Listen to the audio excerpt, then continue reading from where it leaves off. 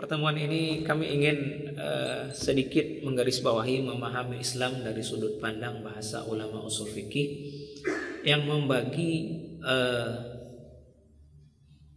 amal-amal dalam Islam ini kepada 3 tingkatan. Yang pertama adalah ad-daruriyat, hal-hal yang daruri, hal-hal yang genting dan emergensi. Yang kedua adalah al-hajiyat, hal-hal yang hajat kebutuhan. Yang ketiga adalah hal-hal yang al-kamaliyat atau hal-hal pelengkap, penyempurna. Inilah pengelompokan oleh ulama fikih untuk kita mengukur. Dengan ukuran itu kita menjaga kehidupan kita ini secara umum, termasuk agama Allah ini. Dengan itu pula kita bisa menimbang manan kadiduluan, manan kadikodianan, termasuk kalau 2 hal ini nanti bentrok, maka mana yang akan didahulukan. Karena akan ada keadaannya hal yang bersifat kamaliyat, penyempurna, pelengkap, berebut dengan hal-hal yang hajiat kebutuhan, atau bahkan yang lebih tinggi hal-hal yang daruriyat, hal-hal yang genting, emergensi, yang daruri, yang harus ada. Ini kita jadikan tema bahasan singkat kita di pertemuan ini. Kalau Bapak Ibu sabar, kita langsung umroh ini, alhamdulillah ya. Syuruk hari ini terbit matahari 6.19 lebih kurang atau 6.20. Ya Pak, syuruknya enggak, terbitnya 6.20, berarti nanti jatah sholat sunat ikut ulama hisab tambah 15 menit, berarti jadi 6.35. Nah, ini saya kembalikan kepada kita bersama nanti. Kalau leika sabah duduk ngaji sampai 6.35, kita sampai waktu itu, maka kita sambung dengan sholat sunat 2 rakaat, mencari karunia tambahan ya. Tidak hanya dapat pahala agung hadir subuh berjamaah yang dikabar oleh Nabi SAW bahwasanya kalau orang sakit saya tahu berapa haluan disuruhan, berapa pitih akhirat nan kaditarimo karena hadir subuh berjamaah atau juga isya berjamaah, pasti mau datang walaupun merangkak, kan itu bahasa hadis. Nah itu sudah kita dapat insya Allah. Tinggal lagi bagaimana kita menambah itu dengan amal sunat berikutnya, yaitu sholat sunat di awal waktu duha yang dikait dengan majelis zikir, yaitu sholat sunat isyraq. Saya dah lama tidak kesini, saya tidak tahu kebiasaan kita apa ngajinya masih sampai ke isyraq atau tidak. Masih Pak ya, berarti bisa nanti habis ngaji kita langsung sholat, atau kita majulah mungkin agak 3 menit. Yang mau wudhu lagi nanti silahkan wudhu. Berarti yang mau insya Allah berarti 6.30an ya. Bapak dan Ibu memuliakan, bahasan ini kami anggap kembali penting, walaupun mungkin jauh sebelumnya sudah pernah kita bahas tapi tidak lengkap, untuk mendudukkan hal-hal yang coba dirancukan oleh pemahaman atau aliran-aliran sesat, termasuk yang terjadi di pesantren Al-Zaitun itu.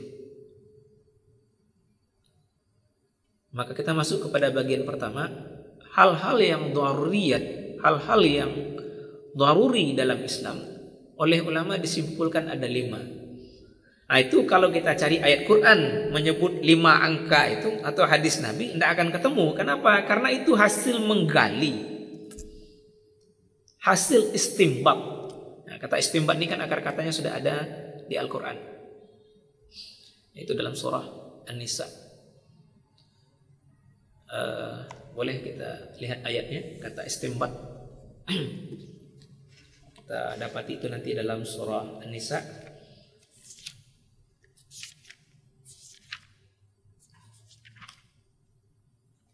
A'udzu billahi minasyaitonir rajim.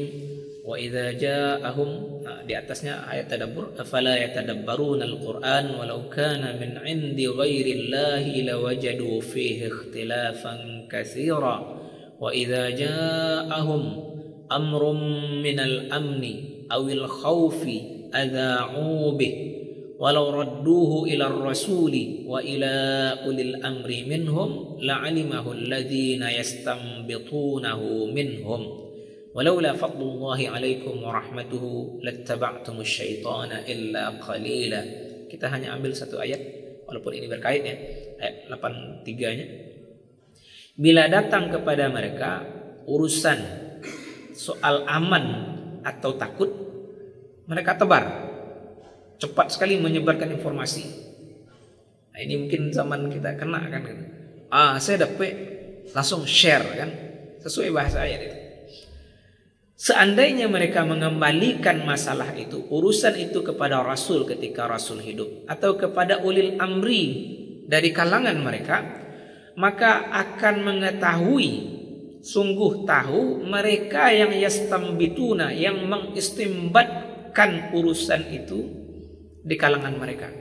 Maka disinilah di kitab-kitab usul fikih kata yastambitunahu dengan isim, yastambitu kan fi'il mudhari ya, kata kerja bentuk sekarang dan atau akan datang. Maka isim masdarnya adalah istimbat. Bahasa istimbat ini di bahasa kita dipilih terjemahan menggali hukum dari sumber utama Al-Quran dan Sunnah dan juga dalil-dalil pendukung lainnya, atau menyimpulkan hukum. Itu yang namanya istinbat. Dan bahasa ayat kan memang seperti itu, bahwasanya kalau ada urusan yang terjadi di tengah kita, kembalikan ke Rasul, kembalikan ke ulil amri minhum. Maka dalam kajian tafsir kita dapati ulil amri itu memiliki dua makna. Yang pertama adalah ulama, karena urusan umat ini ada di tangan ulama. Yang kedua adalah umara, pemerintah, karena urusan kita juga ada di tangan pemerintah. Tapi kalau soal istimbat, menyimpulkan, menggali hukum, maka di situ tarjih, dipandang lebih kuat makna istimbat tidak ke umara, tapi adalah ke ulama. Maka memang idealnya yang menjadi pemerintah adalah orang-orang yang ulul ahlami wan nuha, orang-orang yang kadar akal fikirannya, kedalaman ilmunya kepada Allah Ta'ala menjadikan dia sampai ke level sanggup menggali, menyimpulkan hukum dari Al-Quran dan Sunnah Nabi SAW serta dalil pendukung lainnya. Nah, maka itu kondisi ideal. Kita lihat di masa utama Abu Bakar, Umar, Utsman, Ali radhiyallahu anhum, mereka adalah dua-duanya sekaligus umara sebagai pemegang perintah, kekuasaan, iya, sekaligus ulama yang kedalaman ilmunya juga. Jadi di mereka itu dua unsur ulil amri itu menyatu. Maka Bapak dan Ibu, urusan yang terjadi di tengah umat dipulangkan kepada ulil amri yang mengistimbat. Maka memang ketika kita tidak tahu harus nanya. Nah, di sini memahami hadis Nabi tidak bisa satu-satu atau sepotong-sepotong, harus dipahami utuh. Demikian juga memahami Al-Quran tentu saja. Kalau kita pulang hanya memahami satu hadis, tidak mengait kepada hadis lain, maka kita akan mendapati kesannya masalah ini tidak perlu nanya. Kita dapati hadis diantaranya yang sudah sama kita ketahui sahih. Innallaha farada alaikumul faraidha fala tudayyi'uha. Allah sudah mewajibkan banyak hal fardu ke kamu, maka jangan abaikan, jangan sia-siakan. Wa hadda hududan fala ta'tadduha. Dan juga sudah membuat banyak batasan, maka jangan lampaui. Wa sakata an asya rahmatan bikum ghairan nisyan. Dan Allah mendiamkan banyak hal karena sayang ke kamu, karena rahmatnya kepadamu, bukan karena lupa. Fala tabhasu anha. Maka jangan bahas-bahas. Tidak usah cari-cari itu. Bahasa ini adalah bahasa untuk awam. Adapun untuk level ulama yang bisa beristimbat, maka seluruh masalah dibahas. Nah, dari sana Bapak dan Ibu kita ke bahasan tadi, bahwasanya Kalau dicari matu daruriyat al-khams itu, hal-hal yang daruri yang 5, tidak akan ketemu urutannya di hadis ataupun di Quran. Tapi itu kesimpulan ulama dari yang terkandung dalam Al-Quran, dari yang terkandung di sabda Nabi SAW. Itu hasil istimbat. Dan itu menjadi pegangan mendasar memahami agama ini. Apa yang pertama dari ad-daruriyatul khams? Yang pertama adalah hifzuddin, menjaga agama Islam ini. Jadi kewajiban kita kaum muslimin wajib menjaga agama Allah ini. Bahkan bahasa Al-Quran justru memilih bahasa menolong Tuhan, menolong Allah. Ya ayyuhalladzina amanu in tansurullaha yansurkum wa yusabbit aqdamakum. Kita potong di situ. Wahai orang yang sudah beriman, jika kamu menolong Allah, maka Allah akan nolong kamu pula. Maka di situ memang dalam kajian tafsir, termasuk juga di hadis, banyak sekali di bahasa Arab itu kata yang dihilangkan. Dia muqaddar, ditakdirkan ada, padahal tidak tertulis. Maka di situ salah satunya adalah in tansuru dinallah, kalau kamu menolong agama Allah, Allah tolong kamu. Nah, di sini cukup banyak unsur tasykik, usaha untuk menjadikan ragu umat ini dengan bahasa-bahasa yang ada di media, dan sudah lama kita jalani itu. Oh, Tuhan kan maha kuat, tidak butuh pertolongan. Bahasa ini pernah kita dapati beredar di masyarakat kita, dan langsung dibantah oleh ulama dengan ayat di surah Muhammad SAW tadi. Bapak dan Ibu, maka menolong Allah di situ makna adalah menolong agamanya. Bagaimana menolong agama Allah Ta'ala? Yang pertama adalah yang tadi, Allah sudah menegakkan hal-hal fardu, maka jangan abaikan, jangan sia-siakan. Itu bagian dari hifzuddin, itu bagian dari menjaga agama ini. Maka dalam kitab ini Al-Fiqhul Manhaji terkait di bab salat diantaranya, antara salat dan iman itu punya kaitan yang timbal balik. Tanda beriman salat. Salat menyuburkan dan mengokohkan iman. Sehingga iman yang sudah ada dalam jantung hati kita ini butuh disirami terus. Sehingga beliau di situ membuat permisalan bahwasanya iman itu kayak pohon. Dia kalau sehari 2 hari tidak kena air, tidak kena hujan, cadangan makanannya masih cukup. Tapi sekian lama tidak mendapatkan air, dia mulai layu dan akhirnya mati kering. Seperti itulah iman.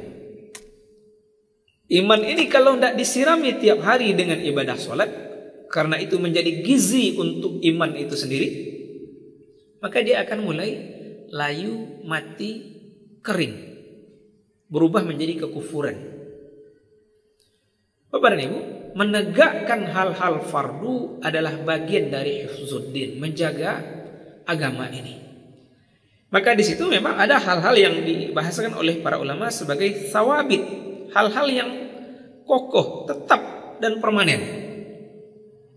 Maka di masalah sholat diantaranya, dasar sholat itu permanen. Muslim tidak bisa tidak sholat. Yang bisa berubah, yang bisa mutaghayyirat adalah keadaan sholat secara kondisional. Maka di situ nanti lebih jauh juga kita harus mengait kepada pembahasan al-hukmul wad'i. Ada hukum tempatan yang berubah dengan sebab dan keadaannya. Berdasar itu dululah ulama memfatwakan boleh sholat jarang-jarang zaman corona. Kenapa? Karena nanti di nomor 2 sesudah hifzuddin ada yang namanya hifzun nafsi, menjaga keselamatan jiwa. Sholat ditegakkan, wajib. Tapi tata cara sholat bisa berubah asal sholatnya tetap tegak, demi juga menjaga yang nomor 2, keselamatan jiwa kita, Bapak dan Ibu. Maka sholat tetap ditegakkan. Boleh dijarangkan demi selamat jiwa. Maka yang terjadi di Al Zaitun sekarang gitu, tidak ada landasan untuk menjarangkan soft. Logika Panji Gumilang itu tidak bisa diterima oleh akal mukmin. Oh, masjid kan lah lapang, muek mah menampung sebanyak itu walaupun jarang-jarang mau senam gitu. Tidak bisa. Kenapa? Karena itu standarnya. Sama aja boto kan gitu. Standar oto tuh ban nyampe dibuka banyak cie, tidak bisa jalan lo maeso bagian kaki-kaki cie, tidak bisa. Maka sholat kita nyontek meniru malaikat. Nabi menyuruh merapatkan soft, tidak bisa jarang. Sehingga kalau ada yang terjadi dia renggang dengan orang sebelahnya, kan Nabi menyuruh rapatkan soft itu seperti gelas. Anggaplah model begini. Nah, ini kan yang bisa rapatkan yang rata ini. Yang ini kan tidak bisa rapat. Begitu pula kita. Yang bisa dirapatkan ya bahu. Tangan kita ini ketika sedekap itu bisa dirapatkan. Kaki, dia elastis. Bisa maranggang, bisa dibuat sejajar, bisa lalu dikucukkan. Maka tidak bisa jadikan ukuran kaki. Yang bisa ukuran rapat itu adalah bahu. Maka Nabi tidak memberikan perintah ke kaki tapi ke tangan. Walinu biaidi ikhwanikum. Lembutlah dengan tangan saudaramu. Jangan sampai ikhwah menyakiti orang. Apalagi nanti di sujud itu. Saking mengambil sunnah merenggangkan sampai orang tersasak adanya kiri kanan. Enggak, ini berubah dengan konsep merapatkan tadi. Lembut kepada tangan saudara kita. Maka ketika awak bersentuhan di orang sebelah, awak mengucuy gitu. Kita bersentuh mungkin siku kita ini dengan sebelah, demikian juga orang sebelah sentuh dengan kita, tapi sentuhan yang lembut. Tidak sampai lu orang tersikui dah gitu. Ini kan indah sekali ibadah dibuat oleh Allah Ta'ala. Sehingga yang terjadi apa Bapak Ibu? Ancaman ketika melakukan sebaliknya. Bahasa Nabi itu sangat indah sekali. Man wasala soffan wasalahullah. Siapa yang menyambungkan soft, Allah sambungkan dia. Kata wasala itu sambung, di bahasa kita sekarang kan connected dan disconnected. Tersambung dan tidak tersambung. Kita bisa rasakan itu pemahaman ini dengan canggihnya teknologi seluler. Sibuk main internet gitu. Kalau disconnect kemangasnya tidak bisa kan? Kita ini merasakan hebatnya teknologi karena connected. Dia tersambung dengan jaringannya. Nah Bapak dan Ibu, bahasa itu yang dipilih oleh Nabi SAW. Sianan menyambungkan soft, nya sambungkan pun oleh Allah. Sianan memutus soft, nya putus pun oleh Allah. Maka dia disconnected. Kan rugi itu. Awak bisa merapat itu, tapi tidak mau rapat itu. Itu aneh. Tipu daya syaitan ke kita, sadar tidak sadar sebagian orang. Malih mananya bersentuhan di orang sebelah gitu. Apa maknanya jamaah kalau dia tidak sentuhan dengan orang di sebelahnya? Karena kunci tersambung ke Allah adalah dengan tersambungnya di soft. Itu bahasa Nabi SAW. Nah itu nanyo putuh deh Panji Gumilang. Pakai sejadah mahawana syaitan meratuh. Tapi kalau cara sholat model itu tidak dihitung sholat jamaah. Tidak akan dapat 27 derajat itu. Kenapa? Standar jamaahnya dilanggar. Jangankan yang seperti itu Bapak dan Ibu, yang secara sengaja, yang keadaan saja gitu.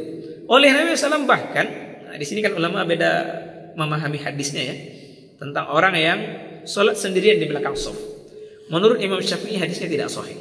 Tapi kata Imam Baihaqi rahimahumullah, hadisnya sahih. Sehingga di situ bahasa mazhab Syafi'i memberikan pertengahan.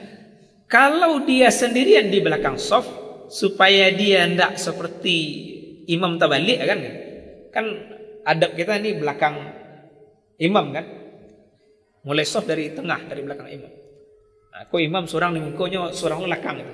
Mode imam tabalik. Jadi kalau gambar bagi Bapak Ibu yang mungkin pernah ke Masjid Kiblaten, coba bayangkan posisi imam mutar sejauh itu. Berarti seperti imam terbalik itu kan. Yang di sana itu kayak imam pula gitu. Maka dia disunnahkan menyentuh orang di depannya untuk mau bergabung dengan dia berdua di shaf. Itu hanya statusnya ajakan, tidak wajib. Kalau orang itu mau, maka orang itu dapat pahala bonus. Nyolah dapat pahala jamaah shaf depan dan dapat bonus menolong saudara dari bab wa ta'awanu 'alal birri wat taqwa. Tapi kalau dia tidak mau, tidak dipaksa. Kenapa? Karena justru akan merusak. Rusak kayaknya rusak lokal, orang nan nyelo. Itu di bahasa fikih mazhab Syafi'i. Begitu pentingnya kita menjaga agama ini dengan tegaknya hal-hal fardu. Tegaknya agama Allah ini, terjaganya agama Allah ini dengan tegaknya hal-hal fardu. Maka memang agama ini harus tampak dengan sholat berjamaah. Agama ini harus tampak dengan syiar. Sehingga azan walaupun ulama tidak mengatakan hukumnya wajib, tapi adalah sunnah muakkadah. Sunnah muakkadah ini bukan berarti boleh disepakati hilang, tidak. Dia boleh hilang di kadar kecil, tapi tidak boleh hilang di kadar makro. Maka di bahasa hadis, berkumpul orang di satu badui, berkumpul orang di satu qaryah, kota gitu, tidak berkumandang azan di situ, maka kota itu dikangkangi syaitan, dikuasai syaitan. Jadi kalau kita ukur Indarung ini gitu, sepakat seluruhnya Indarung pun tidak ada azan si Allah juga, maka Indarung kok kesetanan. Nah tapi mati misalnya tidak ada tandanya azan di cik musola, di masjid yang lain ada gitu, itu sudah menyelamatkan kaum secara radius kelurahan, kalau kita pakai bahasa kelurahan. Maka memang penting azan walaupun sunnah muakkadah tetap harus berkumandang. Tegak agama Allah ini dengan syiar. Itu bagian dari menjaga agama Allah Ta'ala ini. Nah disinilah fenomena tasykik sudah lama ya, dan kita bersyukur karunia Allah kepada kita. Seperti sambungan ayat tadi, kalaulah bukan karena rahmat Allah kepadamu, pasti kamu akan banyak mengikuti syaitan, kecuali sedikit yang tidak ikut. Nah, fakta yang kita dapati, banyak kita yang tidak ikut syaitan, banyak kita yang taat. Setidaknya dengan standar minimal. Muslimin umumnya sholat gitu kan, walaupun mungkin ada banyak juga yang tidak jamaah gitu. Tapi standar minimal mereka sholat, tidak ngikut syaitan. Nah, bahasa-bahasa syaitan yang lahir di media dari unsur-unsur kekufuran, diantaranya adalah membelokkan ad-daruriyatul khams ini. Ambo secara kontan di sini nyebut Zuhairi Misrawi sama Guntur Romli, walaupun dari Al-Azhar Mesir sama dengan kami dan kita berjumpa di Mesir. Tapi mereka mengikuti pemahaman Islam liberal, sehingga di zaman mereka itu sudah terbit tulisan di Kairo membelokkan ini. Diapresiasi itu mereka oleh kalangan liberal. Membelokkan Hifzuddin, terjemahannya dia tukar. Hifzuddin, din itu maksudnya karena dia pakai alif lam adalah agama Islam ini. Ad-din itu pakai alif lam berarti dia ma'rifah. Diketahui agama yang dimaksud adalah agama Islam ini. Maka diterjemahkan Hifzuddin artinya adalah menjaga kebebasan beragama. Tidak jauh itu. Hifzuddin artinya adalah menjaga agama Allah ini, menjaga Islam ini, diganti dengan menjaga kebebasan beragama. Itu Islam liberal yang bikin pernyataan seperti itu. Apa dan ibu? Itu cara pertama menjaga agama adalah menegakkan hal-hal fardu, tegaknya syiar. Maka memang hal ini tidak bisa robah-robah. Haji itu yang bisa diatur adalah manajemen manusianya. Adapun soal waktu kita tidak bisa, walaupun sudah ada fatwa keringanan, tapi yang dasar tidak bisa dirubah-rubah itu. Nah, Islam liberal memfatwakan haji hal yang mendasar ini. Tidak biasa haji 2 kali setahun pada banyak mati terbijak-bijak kan gitu. Tidak sanggup nampung jutaan orang. Apalagi ini kalau pemerintah Arab Saudi tidak hambat gitu. List tunggu Indonesia saja sudah puluh atau belasan tahun ke depan. Artinya jamaah haji Indonesia kalau dibuka tidak hanya 200 ribuan setahun, kali 10 berarti dari Indonesia saja akan haji 2 juta orang lebih. Nah mereka bilang biasa haji 2 kali gitu. Ya ndak bisa. Tanda kita ini budak Tuhan, ikut. Ndak bisa waktu haji diganti. Yang sudah ada fatwa keringanan adalah soal menggeser waktu beberapa ibadah. Oh idealnya lontar jumrah Aqabah di hari raya Idul Adha 10 Zulhijjah itu waktu duha. Maka jamaah Indonesia karena wak ketek-ketek daripada ngerasai saking ramai orang, dibolehkan geser ke asar. Tapi masih di hari yang sama.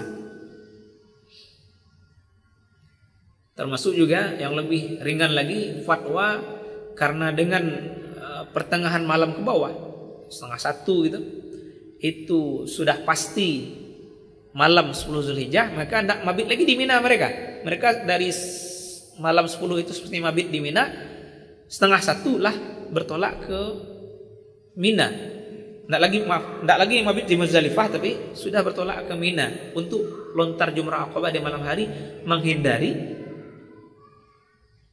zahma atau macetnya jumlah antrian orang yang lontar jumrah Aqabah. Kenapa? Karena seluruh orang ke satu titik jumrah di satu waktu. Nabi mengamalkannya di waktu duha. Ini kan fatwa keringanan, tetapi tidak ada ulama yang berani menggeser hari. Boleh kamu haji 2 kali setahun? Tidak berani. Kenapa? Ketika kita mengatakan iyyaka na'budu, itu kita artinya tidak punya pilihan. Pilihan kita hanya satu, tunduk, menerima, menyerahkan diri soal urusan kita ini. Oh soal nan kamati tepijak segala macam gitu. Ini kan sudah ada sebelum kita ada. Sianan kamati tepijak, lalu nanyo di rumah bisanya mati tepijak. Nah kecian tuh di Allah di Al-Quran surah Al-Imran kan. Oh orang takut mati tidak nemu pe parang. Kalau nan targetnya mati terbunuh, tiba orang pe membunuhnya te kasur. Tidak bisa dia menghindari itu. Maka di kita hanya bisa mengatur manajemen manusianya. Soal tunduk kepada Allah Ta'ala adalah totalitas. Itu bagian dari hifzuddin, menjaga agama Allah ini. Sisi kedua pada ibu adalah syariat jihad. Allah tidak menjadikan umat ini umat yang lemah, tapi adalah umat yang membela diri. Karena kalau sampai umat ini lemah, kita ini sirna, sehingga dahsyat doa Nabi SAW dalam jihad perang Badar.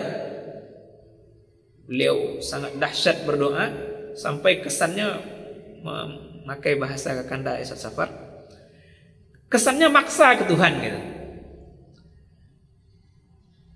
In tahlik hadhil fi'ah lam tu'bad fil ardi abadan. Itu Nabi berdoa kan, kalau sampai binasa kelompok kecil yang 300 itu ya Allah gitu, mati kami seluruhnya, nyobantai ada orang musyrik 1000 lebih itu gitu, engkau tidak akan disembah lagi di bumi. Kan kesannya memang maksa Nabi itu. Mode tahu lo anang kata jadi di muka kan. Mode itu Nabi aroknya ditolong dibela oleh Allah di medan jihad. Itu bagian dari menjaga agama Allah ini. Syariat jihad menjadikan agama ini eksis. Agama ini kokoh. Tidak akan sirna Islam ini secara internasional sampai Allah mendatangkan angin dingin sesudah Dajjal dibunuh. Kenapa? Karena konsep jihad.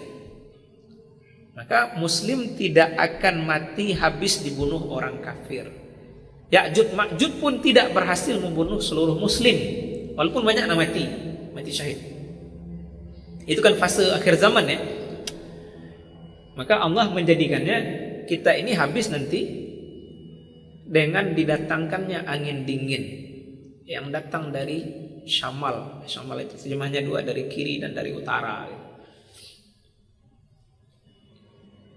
Apa ini Bu?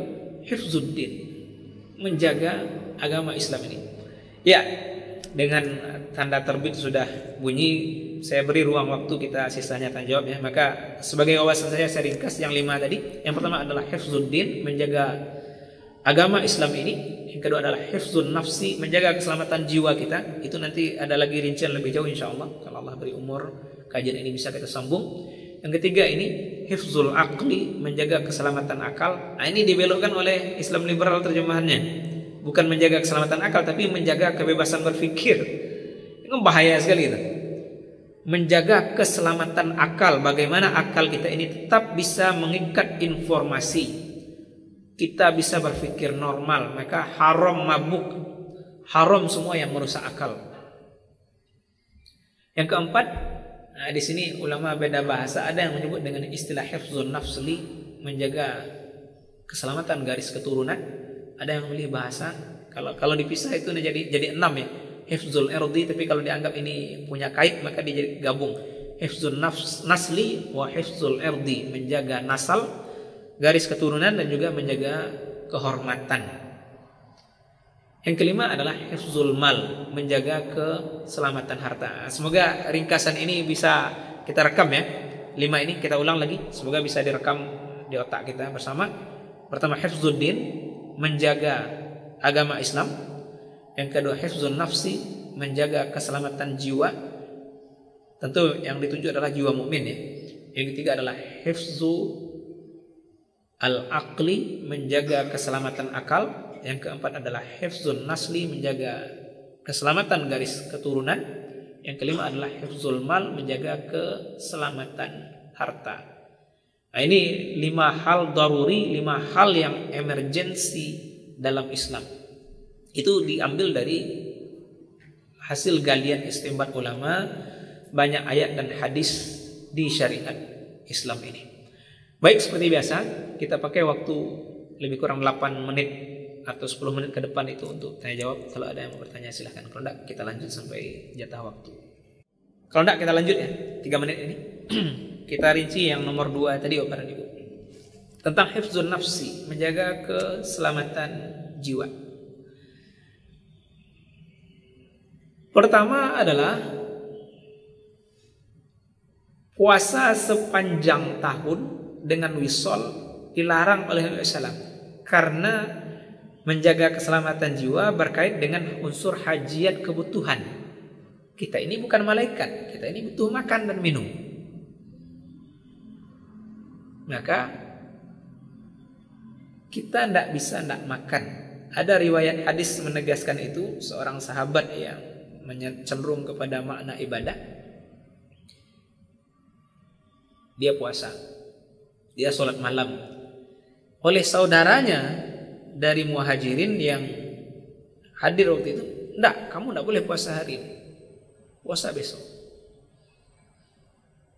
Kenapa? Karena ini bagian dari menjaga keselamatan jiwa kita. Maka di situ keluar bahasanya dan dibenarkan oleh Islam, fa inna li'ainaika 'alaika haqqan wa li jasadika 'alaika haqqan wa li zaujatika 'alaika haqqan. Matamu punya hak untuk tidur, badanmu punya hak untuk dikasih makan, istrimu punya hak atas diri kamu. Jadi tidak bisa puasa tiap hari.